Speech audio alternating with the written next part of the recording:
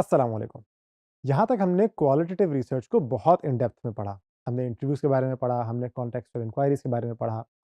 अब हम आते हैं क्वांटिटेटिव रिसर्च पे। क्वांटिटेटिव रिसर्च जो है, इसके बेसिक 3 चीज़ें हैं, जिनको ये डील करती है। ये नंबर 1 हमें बताती है कि क्या एक प्रॉब्लम एग्ज़िस्ट भी करती है या नहीं? और अगर करती है, तो किस हद तक करती है? नंबर 2 ये हमें बताती है कि कौन-कौन से लोग इससे अफ़ेक्टेड हैं। और नंबर 3 ये हमें बताती है, अगर कोई पैटर्न्स एग्ज़िस्ट कर रहे हैं, कि हो सकता है कि जिस तरह के लोग को ये प्रॉब्लम आ रही है और प्रॉब्लम इटसेल्फ का आपस में कोई कनेक्शन भी हो। इस तरह के डिफरेंट हिडन जो पैटर्न्स हैं, ये हमें आइडेंटिफ़ाई करने में हेल्प करती है। और क्वांटिटेटिव रिसर्च यूजुअली आसान होती है इवैल्यूएट करना और इसका एनालिसिस करना क्वालिटेटिव रिसर्च की बेस पर, क्योंकि इसके अंदर आपके पास हर चीज़ नंबर्स में कन्वर्ट होती है। मसलन अक्सर रेस्टोरेंट्स में खाना खाने के बाद वो आपसे पूछते हैं कि how satisfied are you with your meal, और लिखा होता है नीचे कि 1 being the lowest and 5 being the highest. अब आप अगर कहोगे मुझे बहुत मज़ा आया, मैं इसको 5 रेटिंग देता हूँ, तो 5 एक क्वांटिटेटिव वैल्यू है। उन्होंने सेटिस्फैक्शन को नंबर्स में कन्वर्ट कर लिया है। इसी तरह क्वांटिटेटिव रिसर्च के बहुत सारे फ़ायदे होते हैं, जिनमें से 4 बड़े फ़ायदे ये कि नंबर 1, ये हमें चीज़ें मेज़र करने में आसानी करती है। जैसे कि हमने अभी एग्ज़ाम्पल की कि सैटिस्फैक्शन को नंबर्स में कन्वर्ट कर दिया। नंबर 2, कि हमें ये डिफरेंट ऑप्शंस को कंपेयर करने में आसानी करती है। मसलन हम यूज़र को दिखा सकते हैं कि ये जो 2 डिज़ाइन्स हैं, इनमें से आपको कौन-सा बेहतर लग रहा है?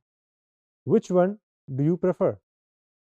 नंबर 3, हम चेंजेस ट्रैक कर सकते हैं ओवर टाइम। फॉर एग्जाम्पल हमने आज यूजर से पूछा कि how satisfied do you feel when using our product, और 1 to 5 की रेटिंग दे दी। आज उन्होंने हमें रिस्पॉन्ड किया 3। हमने बहुत सारे डिज़ाइन चेंजेस किए, इम्प्रूवमेंट्स किए, फिर 6 महीने बाद दोबारा उनसे पूछा, तब उन्होंने दी 4। यानी अब हमें पता लगा कि हमारी जो एफर्ट्स थी, उनसे सेटिस्फैक्शन इम्प्रूव हुई है। और फिर नंबर 4, कि हमें ये प्रायोरिटाइज़ करने में हेल्प करती है। हम यूज़र से ये पूछ सकते हैं कि आपको ये जो 4 प्रॉब्लम्स या 3 प्रॉब्लम्स जो आपने हमें बताई हैं, इनमें से नंबर 1 कौन-सी है और नंबर 2 कौन-सी है? यानी सबसे बड़ी प्रायोरिटी हमारे लिए कौन-सी होगी, फिर उसके बाद कौन-सी होगी और फिर उसके बाद कौन-सी होगी? तो ये क्वांटिटेटिव रिसर्च के बहुत बड़े फ़ायदे हैं। इसमें ये चीज़ समझना भी ज़रूरी है कि क्वांटिटेटिव रिसर्च हमें कहाँ फ़ायदा नहीं देगी। तो मसलन क्वांटिटेटिव रिसर्च में हम यूजर्स के साथ डीप इंसाइट्स नहीं ले सकते। हम यूजर्स के साथ उनके बिहेवियर्स को समझ नहीं सकते।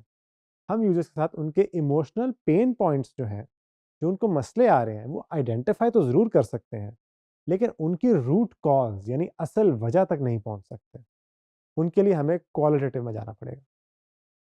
इसी तरह अगर कोई ऐसी प्रॉब्लम है जो नोन ही नहीं है, जो ना हम जानते हैं और ना यूजर को पता, वो आइडेंटिफाई हम नहीं कर सकते। और इसी तरह चौथा, कि क्वांटिटेटिव रिसर्च अमूमी तौर पे यूज़र से डायरेक्ट नहीं हो रही होती।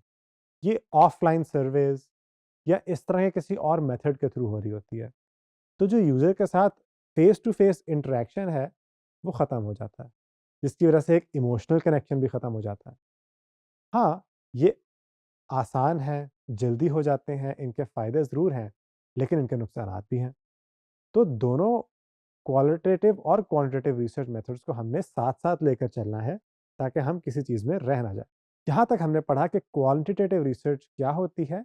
इंशाल्लाह नेक्स्ट लेसन में हम इनकी एक स्ट्रैटेजी, जिसको सर्वेस कहते हैं, उनको तफ़सीली तौर पर डिस्कस करेंगे।